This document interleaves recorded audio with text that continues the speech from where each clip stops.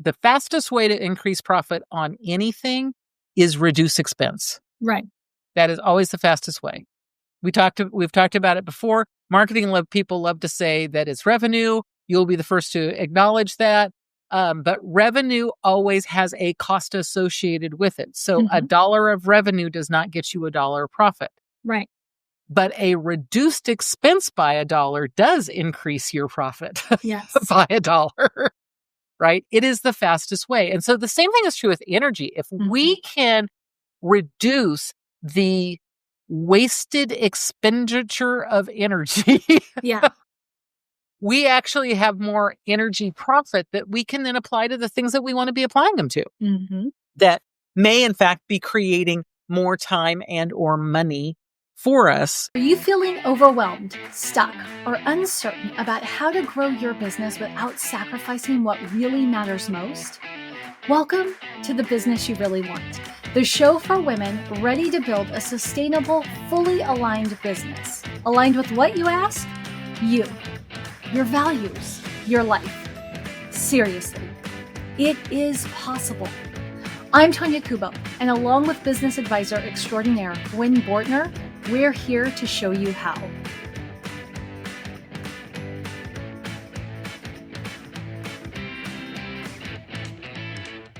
Oh my gosh. Gwen! We are officially 1 year into podcasting. Well, 1 year and one episode. 1 year and one episode, technically correct. Last episode was officially our 1 year. We are now beyond. We are 1 year plus. 1 year plus. Holy cow. Okay, just quick thoughts. Like, how does that feel? I love it. And I also love that we know what we're doing for the next 4 episodes for sure. But you and I have been talking. It's like, oh yeah, and I can figure out what's coming up for the next blah, blah, blah, blah, blah, blah. Yeah, I mean, I would have to say, as somebody who's done a lot of podcasting, we don't have pod fade. And that's the biggest issue, right? Is so many shows don't even make it, to 12 episodes or past 12 episodes because, people run into things to say or they just get tired. They get tired. Well, first off, I think you and I could never get tired talking to each other. Not a lie. Right.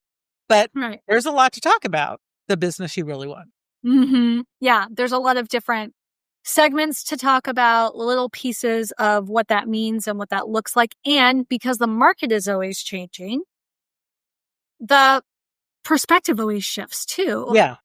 No, it's true. So tell them what we're going to do for the next 4 episodes. I will do that. So what we are doing was we're going to do an anniversary countdown. So we've picked the top 4 downloaded episodes. And I say we've picked, but we didn't actually. I just ran a report and looked at the top 4 most downloaded episodes. Technically, they've picked. Yes, exactly. Technically, this is listener selected. So we're going to start with the 4th most popular and go count down all the way down to the 1st most popular for the next 4 weeks. And what we're doing is we are going to talk about what has changed, whether that's what has changed in the marketplace, trends, or even what's changed in us, how we see the topic differently than we did when we first recorded, because we have the benefit of Gwen having a service-based business and me having my own service-based business, that we have clients who listen to these shows too, and they let us know how it applies to their direct businesses as well. Does that sum it up pretty well, Gwen? Well, yeah. And on some of the topics, we're just going to go deeper into those topics as well. Because pretty much any topic that we ever talk about, we could probably talk about for hours. True. Definitely true. Which, speaking of a topic we could talk about for hours, our 4th most downloaded episode was called Maximum Profit Without Maxing Out. And I want to know, because I think this would be fun for every single episode, is if we first just kick off a little bit talking about, like, are we surprised that landed in the top 4? Then I'll do a recap, and then we'll go into kind of present day. So I'm not surprised because everyone cares about profit, even if they don't talk about profit. They know that profit's important. But when we were just chatting about this earlier, the thing I think that was really for people, and we don't actually have data on this. This is just my projection. Is without maxing out. Yeah. I think the without maxing out, because a lot of times when people are talking about income or profit, it's about more, hustle, work harder, work faster, and the without maxing out is not exactly an option in that process. Right. Right. And without maxing out, for some people, maybe going from working 1-to-1 to 1-to-many, but that's not what it is for everybody. No, and so I think there's that's lots the other of thing, options. right? I think the title also, well, I mean, this is kind of your point. The title definitely is what I think attracted people, because this is our only episode so far to have gotten 100 downloads. And I think part of it is it's not titled Scale. It's not titled Work 1-to-Many. It's not titled any of those things because, to your point that you constantly make, it's context matters, right? All of those solutions are valid and work. Ooh. But not all of those solutions are valid and work for every business or every business model. Right. So just to remind listeners, or, for the listeners who haven't been here since the beginning, so this was episode 33, which went live roughly about March of 2025, and we recorded it in February of 2025. And that's really important for this particular topic, just because the market has gone through some significant shifts between February 2025 and when we're recording right at the beginning of Q3 of this year. So this is the episode, Gwen, that you introduced us, or at least me, I took pages of notes during this episode, to the 60 to 80% utilization rule for solopreneurs. And that is such a mouthful that I'm just going to ask you to define that for us here before I go into the other points. So I know the reason you loved this is because it's one of the only times I actually gave you a rule or a calculation, because you always want rules and calculations. I want formulas. And I don't give them a lot, because I don't believe that they're universal. But the idea of utilization is how much of your time that you're working actually is going toward billable work. And when we talk 60 to 80, we were generally talking about that smaller business that is either solopreneur, nearly solopreneur, or super tiny team. Like if you're an entrepreneur or CEO of an organization that has 20 or 30 employees, the chance that your utilization is that high is not very likely. And if it is, it's actually probably a problem at that point. But it's designed for that smaller size organization. I'm going to say definitely less than 10 employees, kind of size, probably even less than 5, at least like if you're thinking full time, kind of equivalent sorts of employees. But the idea being, how much of your total time are you actually billing? And the issue is people will say, well, I can make the money I need to make if I'm billing, 35 hours a week. And it's like, okay, but you can't also do the other stuff you have to do to run your business in that remaining tiny little five hours. That's probably not going to happen, especially if you're really only wanting to work 35 hours a week, right? Right. That was the piece that really blew my mind, because it's one of those things, it's like, you know it, but you don't know it, which was like, oh, okay. I know so many people, so many business owners who they want to work a 35-hour work week, and they base their income goals on as if every single hour is billable. And when they do get to that point, because I know a lot of entrepreneurs who are fully booked out, they don't understand why they're so tired if they're only, quote, working 35 hours a week. And it's because they haven't accounted for the admin time and the overhead that is associated with fulfilling those 35 hours of service. Yeah. So it's a simple, percentage calculation of how many hours you're actually billing versus how many hours you're actually working. And so, if you're looking at, we'll stick with 40 hours just because it's easier math and I can do it in my head. A 40-hour week, 80% utilization would be 32 hours, right? Yeah. And 60% utilization would be 24 hours. Mm-hmm. And that's a reasonable expectation. The more people you have, the more your utilization will likely go down. Right. Right. Because now then you're you're having to managing. manage the people as well. Okay. So thank you for recapping that again. So the other things that we talked about is we addressed why more clients doesn't always equal more money. To your point is the hidden minutes that sabotage you when you're trying to plan for your capacity, right? It's you're not accounting for the admin time. And then just the idea of time tracking, right? Because that's really the foundation of, if you want to apply the utilization rule, even you as the CEO have to track your time. Even if you work on retainer, even if you're working one to many, this is another mistake that I see a lot of business owners make, is they don't track their own time. So, looking at myself here too. Like, I don't, I track my time working for clients. I don't track my own time working for me, which means I have no data on the business building activities that I might go through. Yeah. And that's one of the things that makes me a weirdo in the world, is I spent so much time early in my career as a freelancer where I would have to track time. And then in other environments where I needed to track time, that even when I no longer needed to track time, I have always tracked time. I can tell you on any day in any week exactly how many hours I put in working in and on the business. Right. Well, and that's the whole, and we've addressed this in other episodes, right? The myth of one to many being the most profitable, because what we're told, and maybe I've just talked to bad people, that's entirely possible. But, what we're told is, if everybody is paying you on average $100 for that session, you're making, you got 5 people in the session, you're making $500 an hour. And that sounds like great money versus meeting with 5 people individually at $100 an hour. But the problem, of course, is it's always going to be more than an hour. There is reminding 5 people about the event. There is managing 5 people. There is the notes you have to take beforehand, the notes you have to take afterward. So it's still not, it may not be $500 for 5 hours of work, but it's definitely not $500 for 1 hour of work.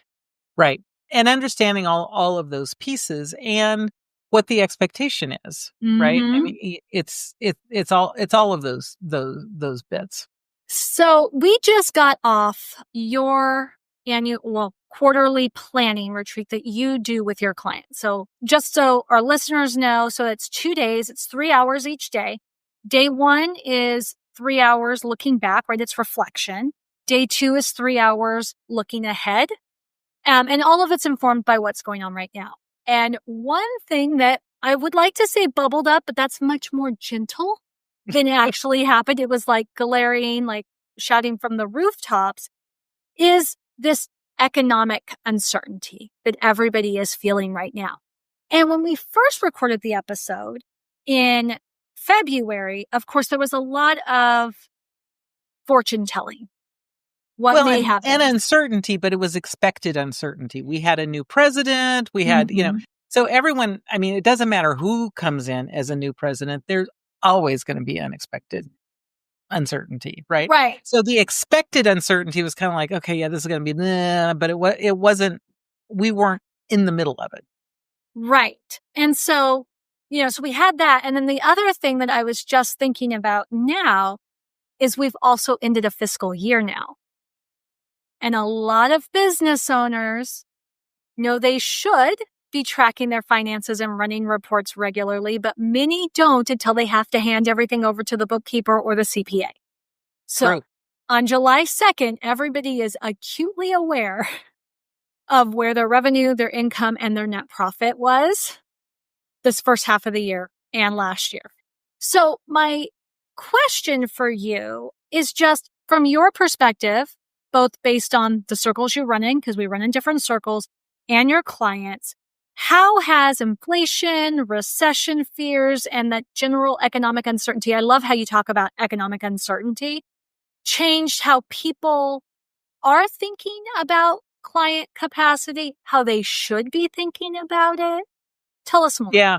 So the couple of things that came out of that was, one of our clients said, it's kind of like COVID was. And when she said that out loud, there was a whole lot of nodding heads that were going along with it. And there were several, it was like, yes, that's what I've been feeling, but I couldn't quite put words to it. And, and what I realized as we were talking about it is it's not actually COVID, like pandemic, like worldwide pandemic. It's much more of everything I thought was certain now is being shown is not certain, which is not the same thing as it being uncertain. True. Right? And what really I think has happened is that veil has lifted on that. Most of our things that we feel pretty certain about actually are not that certain. Like, I know, I feel very certain that tomorrow I'm going to wake up and it's going to be tomorrow.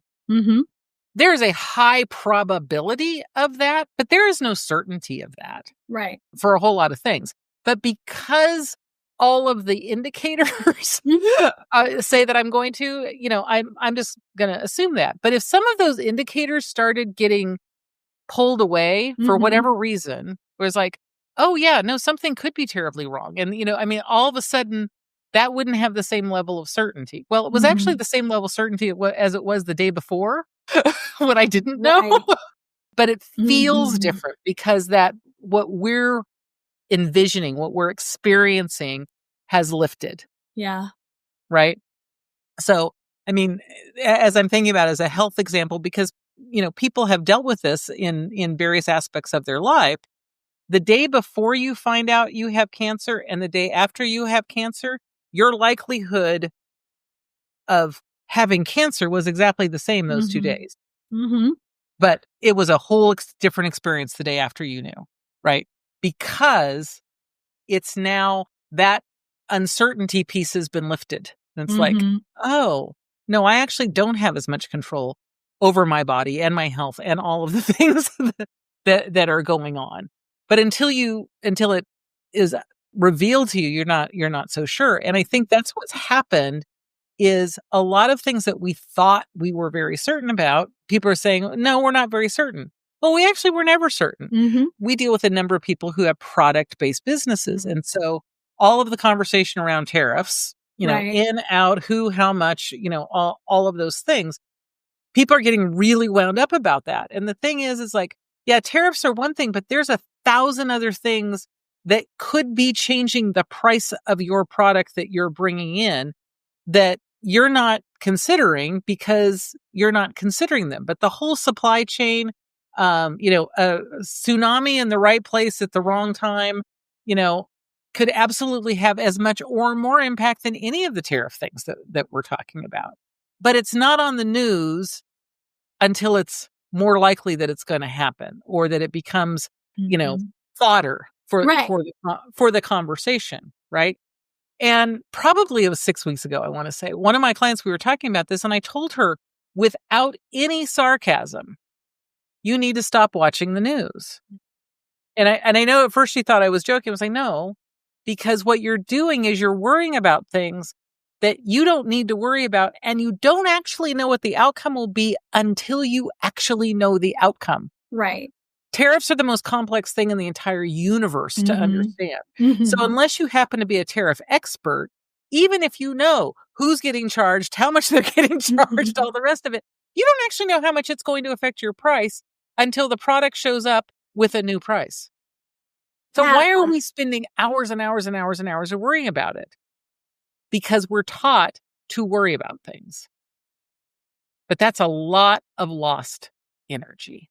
Well, it's lost energy, it's lost time. And I want to talk about energy. But before we talk about energy, I want to go back to what you were saying about it feels uncertain, but it's just because the veil has been lifted, right? It was always uncertain. Yeah, we're seeing underneath the hood, and we didn't see underneath the hood before. And what I was thinking about is especially for our product-based businesses, but it's a little bit for our service-based businesses to some degree. It's always been assumed, it's been a given that you can get products cheaper overseas. The labor's cheaper, the materials are cheaper, yada, yada. And so really what's leading to this uncertainty while we talk about tariffs and we talk about this, it's really about the fact it's no longer a given that importing goods is the cheapest option. So now I actually have to think and review and research what might be the cheapest option. But my answer always is, you don't need to spend a whole lot of time doing that until you know that it's no longer the cheapest option. Right. But I think, like, I do agree with you, right? It's they're worrying about it. But I think part of it is just like, this is something that I just thought was going to be true for my Forever. entire career. Yep. So I don't even know how to think about it. So I love that just as a reminder that right now it's tariffs, cost of goods sold. Tomorrow it could be something else. A year from now, 2 years all from of now. those things affect individuals' relationship with their money. Mm-hmm. Right? I'm worried that all the goods are going to go up and that my groceries are going to go up by 50%. And because of that, I don't think I can afford to do this other thing. So even if you're not selling a physical based product, it still affects the money. Right. Right. And the money is always an element in business. Right. So we've talked about the economic concerns. We haven't talked a lot about how that works on pricing, but I want to get to the energy piece because profitability isn't just about dollars. There's also this energy component that goes into how profitable you are. Well, and, that was, like I said, that was, I think, part of the reason this episode, the prior episode 33, did so well, is about that last half of that statement, which is really about energy. Mm-hmm. Right? The maxing out is really about energy. So without maxing out, we focus easily on money because money is easy to measure. And we love to focus on time, even though time's kind of a funky thing, but we have these things called watches, which help us feel like we're able to actually measure it, right? Mm-hmm. But our most precious resource after time, maybe before time, it's hard to know. They're in close relationship with one another, is our energy. And we get to replenish it every day if we sleep well and eat well and do some of those things. Our bodies are rather magical in being able to do all of those things. But it is a limited resource at any point in time. And so what are we putting our energy to? But it's really hard to measure what we're putting that energy to.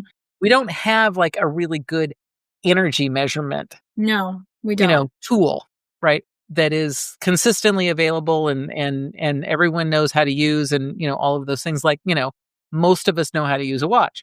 So that's the piece that I think we're missing in the profitability is, are we using our energy in the most profitable way possible? Mm-hmm.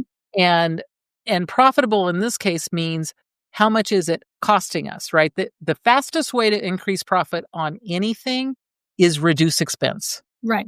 That is always the fastest way.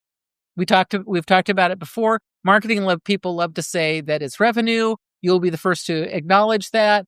But revenue always has a cost associated with it. So $1 of revenue does not get you $1 of profit. Right. But a reduced expense by $1 does increase your profit yes. by $1, right? It is the fastest way. And so the same thing is true with energy. If we can reduce the wasted expenditure of energy, we actually have more energy profit that we can then apply to the things that we want to be applying them to. That may, in fact, be creating more time and or money for us by reallocating, reusing, doing all the things that we need to do. And so focusing on things that we don't have control over is one of the expenses of energy that is a wasted expense of energy. Because if you don't have control about the tariffs, you don't need to worry about the tariffs. Right. Right. There's only so much you can do. Maybe you need to write your congressman. Maybe, there may be some things, do those things, but just sitting and being all like, I don't know what's going to happen. That doesn't actually get you anywhere. Right. Same thing is true with our products and with our clients. Are they the clients that bring you energy, or are they the clients that take energy? Are they the products and services that create energy, or are they the products and services that take energy?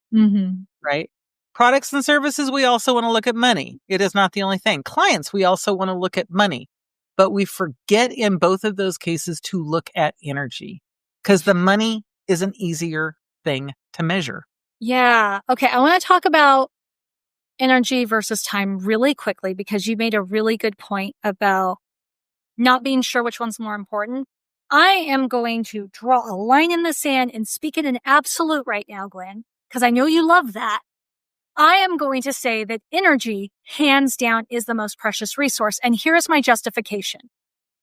Because time is fixed. We will never have more than 24 hours in any given day, and we're not going to have less. Now, I'm sure there's a solstice thing somewhere, or it's different. But all things being equal, there's always 24 hours in a day, and our choice is how we use them. But we are not widgets. We are humans. No human has the same energy capacity as another. And True. Because I know we have a majority of our listeners are women, they are women in business, and many of the people who have left reviews are women who went into business because they have some other challenge that makes it much more profitable for them to work for themselves versus working for somebody else. And I'm talking having a intense caregiving role. I'm talking chronic health issues. I'm talking maybe different, like where they live, right? Like living super rural and not having the ability to get to a decent job without it costing an astronomical amount of money, right? Yep. So the energy pieces are so much more important to manage because it's not a pie. I mean, you can turn a clock into a pie. Right. You're right. Energy is not a pie, but it is a pie for each individual. Right.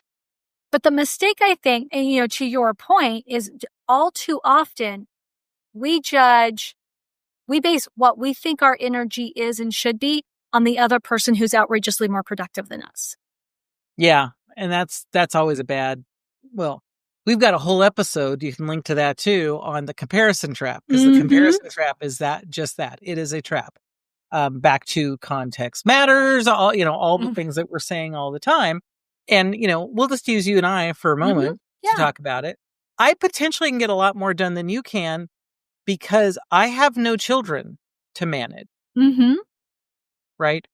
And potentially, even by the time you reach my age, I will have gotten more done by my age than your age in a business work environment, whatever you want to call it, because I never had children to manage.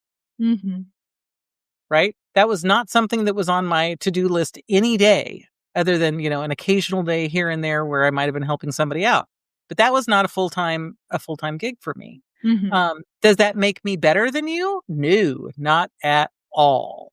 It just makes me different. But if you're comparing the things that I'm able to do and the choices I'm able to make and all of that between you and I, that's a horrible comparison. Right? We do really well when we talk about it because we actually appreciate the difference. Right. Because it's not only that you've got 2 kids, your husband is different than my husband, although they're kind of the same. Kind of, yeah. There is some similarities, but also there's an age difference. I've got way more laps around the sun than you do, which means other things have happened because of that. I mean, there's so many things that go into that. And so being aware of what our energy is, but also understanding that at different ages and stages, both socially, what's happening in our world, from children versus empty nesters, versus pre-children versus single versus married, all of those things, but also our own physical world, right? My energy when I was your age is way better than what it is now. Right. Because I had not gone through menopause yet. I wasn't dealing with the hormones. I was, there's a whole nother set of things that I know when I was your age, my energy is different than it is now. Yeah. But I also know I manage my energy better than I did back then. Right? Because that is a choice. What am I spending energy on? What am I investing my energy in? And we were talking about it.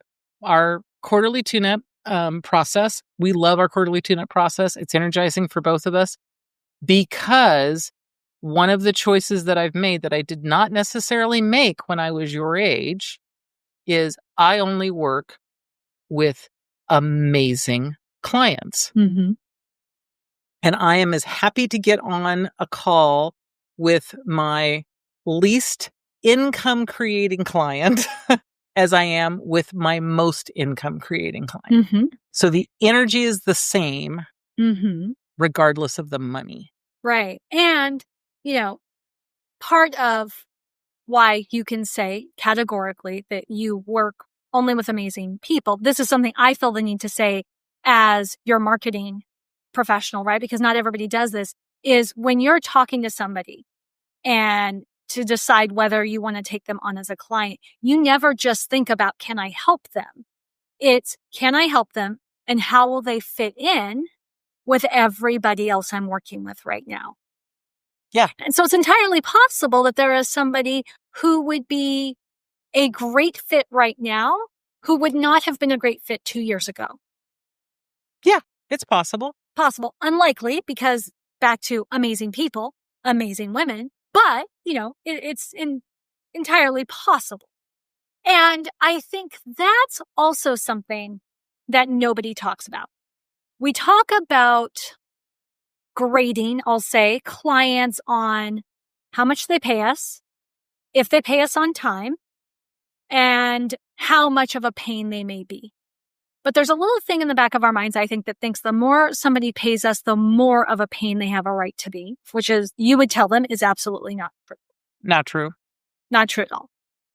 And the other piece of how we look at our clients is, I think, it's how easily we can go from one client to another client to another client, right? It's back to like when you're told to streamline your offers. Oftentimes you're told to cut the offer that seems siloed from the rest. You're right. It's very much about how much energy does it take to disconnect from the client that you just finished work with Mm-hmm. and reconnect with the client that you're going to work with. Now, this is also a personal thing. Yeah. Like, some people are way more empathetically and, attuned. And so that disconnection takes more energy for them and that reconnection takes more energy for them. I'm not saying a right or wrong thing, but saying, is it a reasonable amount? Mm-hmm.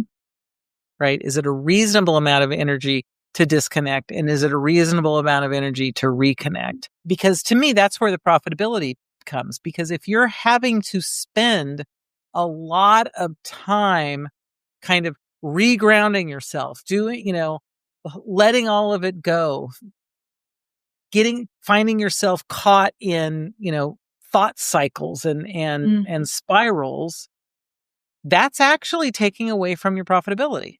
Yeah. Okay. I think we have to hit the third aspect of profit, right? So we've talked about economics, right? Because that does affect cost. We've talked about energy, time. We've talked about, billable hours and your utilization. I think we have to talk about offers, Gwen. Yes. So offers is related to what we were just talking about, right? It's who we're working with and how we're working with them, right? And how much is the transition from one to the next, a big jump or a little jump? We talk about it from time to time. I don't know how recently we've talked about it, but context switching of I'm doing this kind of thing and now I'm doing that kind of thing. And although it feels like we transition instantly, it's not really true. And if you really pay close attention, very few of us are actually capable of paying that close of attention. But if someone else was watching you, they would be able to tell you. There's people who've done lots of studies on this. It's actually potentially a huge amount. The smaller the activity, the bigger amount it is, because it's kind of like credit card fees. There's a base fee and then there's a percentage on top of it. and so if you've got a really big thing, if you're only doing two things in one day, that context switching ends up being a very small percentage because there's the base cost and there's kind of the percentage cost. But I only did it once or twice in the day. But when you do 8,000 little things, then it becomes bigger. And the same thing is true if we're having to context switch through our products. And and our offers. And entrepreneurs love to do something new. It is their natural tendency. It's part of the reason they became an entrepreneur, for heaven's sakes, right? Is they like to build, they like to start things, they like to create. But I was recently reading a newsletter from one of my friends and folks that I follow, and he was saying that his physical trainer told him what he needs. He was like, what do I need to do next? In his very classic entrepreneurial fashion. And what the trainer said is, you just need to sleep more. And I was like, but that's not cool. That's not sexy. That's not fun. And it's like, yeah. And so really what it was is, you need to cut something so you sleep more. This is actually what you need to do.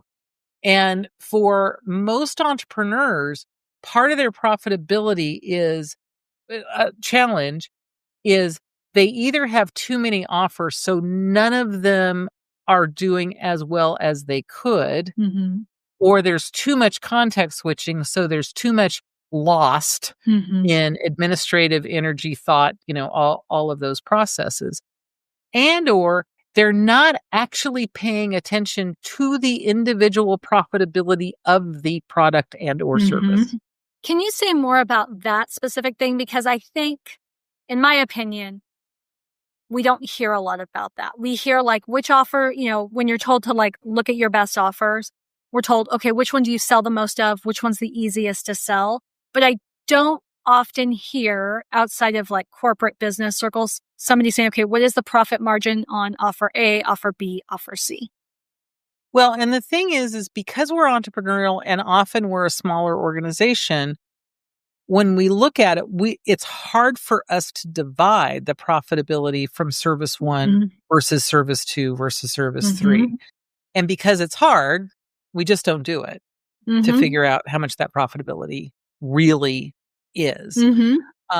And so that's really the piece when people are generally not having marketing or sales problems, but their profitability is a problem. It's like, okay, well, so why are we not actually making money? And usually there's these kind of generic things that say, oh, well, this makes this much and this makes this much and this makes this much. It's like, but how much does it cost? Well, it's hard to say because we've got overhead and this and that and the other thing. It's like, I'm not, when you're dealing with product, it's so much easier. I buy widget for, $5 and I sell it for 10. I make $5 on that. The widget that I buy for $500, but I sell for $1,000, I make $500. I mean, it's so much easier. But service gets iffy. Yeah. Because first we have to be tracking time, and most entrepreneurs don't want to be tracking time. That's why they're selling in retainer models or, offer models. It's like, well, I don't know how much time I spent. Well, that means you don't really know how much profit it is. You can sell it as a one price product, but you still need to know, did that one price product actually take you the 10 hours you thought, or did it take you 12? Did it take you 14? Yeah. Did it take you 15?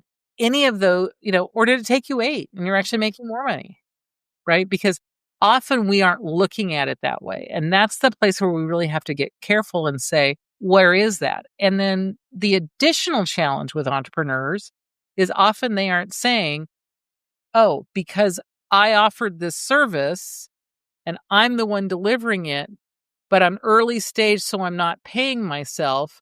This product actually makes X amount. Right? And it's like, but does it?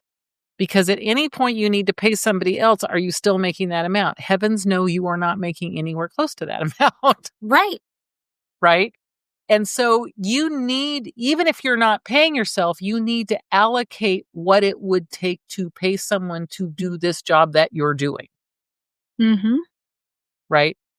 And now how much money are we making? Because often the thing that we think we're making a lot of money on, we are not making a lot of money on. Right? Because we're charging the most, even if we're in an hourly rate, we're charging the most hourly, but I'm not actually saying, oh yeah, but to pay someone else to do this would cost X amount. I'm just looking at, I'm paying myself 0, so I'm making the whole amount. And it's like, right. Not the same. Yeah. Not the same.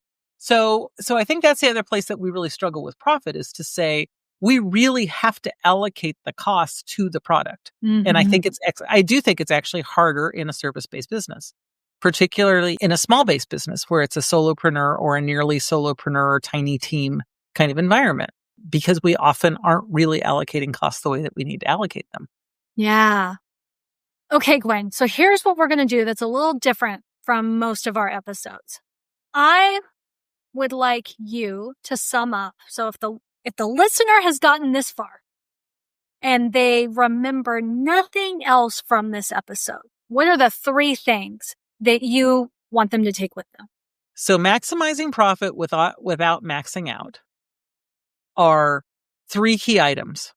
1, don't waste, lose, drain energy where it's not actually providing any ROI for you at all. That can be around thought processes, it can be around people, it can be around products. There's 1,000 places that it can be, but pay attention to the energy. Okay. The second place, without maxing out, and it's related to this energy, is choose your customer base, your client base, your offer wisely, because it can drain a whole lot of it away. A bad client who ends up taking 20 hours when you really were supposed to give them 10 is going to take a lot away. But also a client who only takes 10, but you sit and think about hours and hours and hours after you're done working, is also stealing your time and your energy from doing other good work other places. And the third thing is to be really critical about looking at your products and your services, and do I need them all, and do they make sense, and are they all actually profitable in a way that really is profitable? We love to add things. Most everybody makes more money when they cut something out, even an offer. All right, those are the 3 things. I love it. Okay, well, this brings us to the end of this particular episode, because we have 3 more episodes that we get to count down. Well, we have a lot more episodes, but we have 3 more in this little series. 3 more that we get to count down.